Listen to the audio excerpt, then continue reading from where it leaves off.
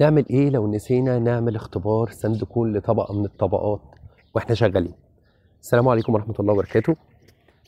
هنتكلم هنا بإيجاز واختصار عن اختبار بروكتور واختبار السندكون، اللي هم تقريبا اكتر اختبارين بنعملهم طول ما احنا شغالين في الموقع بالنسبة لمهندس الجودة اللي بيكون في السايت.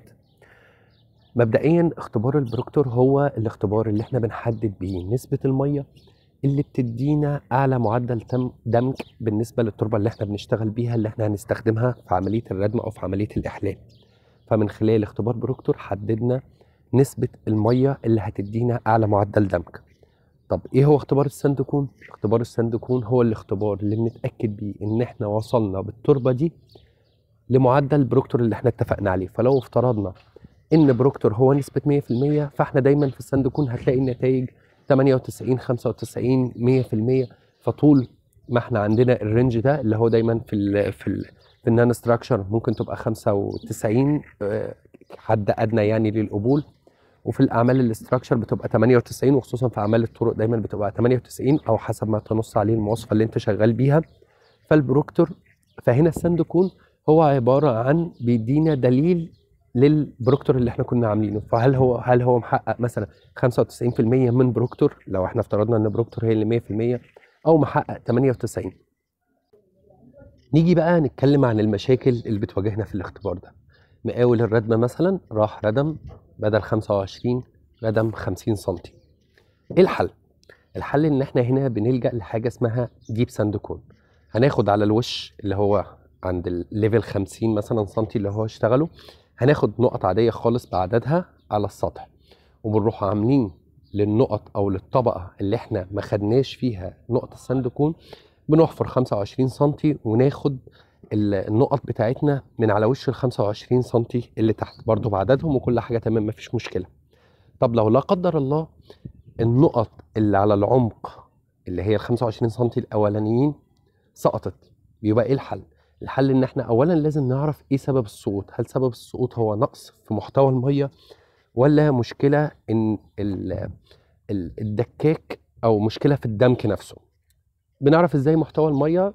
كده كده بيتعمل الاختبار بتاع المحتوى المائي، بنعرف منه مقارنه بالمحتوى القياسي اللي احنا عاملينه في بروكتور، فهنعرف هل الطبقه دي وصلت لها كميه الميه اللي المفروض تاخدها ولا لا.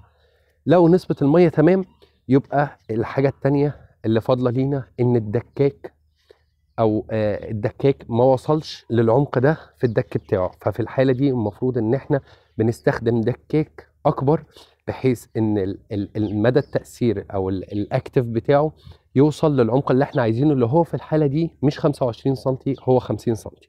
نقطه تانية نادرا لما بيتم اثاره الجدل حواليها، وهي مهمه جدا جدا، وهي ان تقرير الاختبار بتاعت السندكون تبقى دايما محققه فوق ال 100%.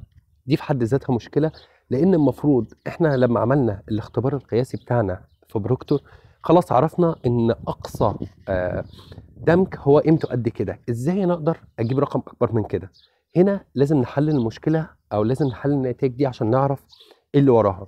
مبدئيا ادوات الاختبار اللي شغالين بيها نفسها، سواء الكون اللي احنا بنشتغل بيه او الرمل القياسي، دول لازم نراجعهم عشان نتاكد ان هم سلام وان هم ما فيهمش مشكله. والمشكله الاكثر انتشارا او العيب اللي دايما بيظهر في الموضوع ده ان احنا لازم نعيد اختبار بروكتور تاني، لان في الاغلب كده ممكن يكون المصدر اللي احنا شغالين بيه او شغالين منه الرمل ده اتغير، فبالتالي نسبه الميه اللي هي بتاعت اختبار بروكتور هي كمان اتغيرت. فوجود نتائج اعلى من 100% دي مش حاجه كويسه خالص. دي دليل على ان في مشكله في الاختبار او في مشكله في التوريدات، ان الرمل ده مش هو اللي عملنا عليه اختبار بروكتور من الاساس. بس كده ده باختصار دردشه نقدر نقول عن البروكتور وعن السندكون. آه ان شاء الله ممكن نبقى نحاول نشرح الاختبارات، وان كان ليها اهلها وليها تخصصها، بس ممكن نبقى نتكلم عنها. انا محمد الدرملي، ودي الزتونه من شغل جوده. السلام عليكم.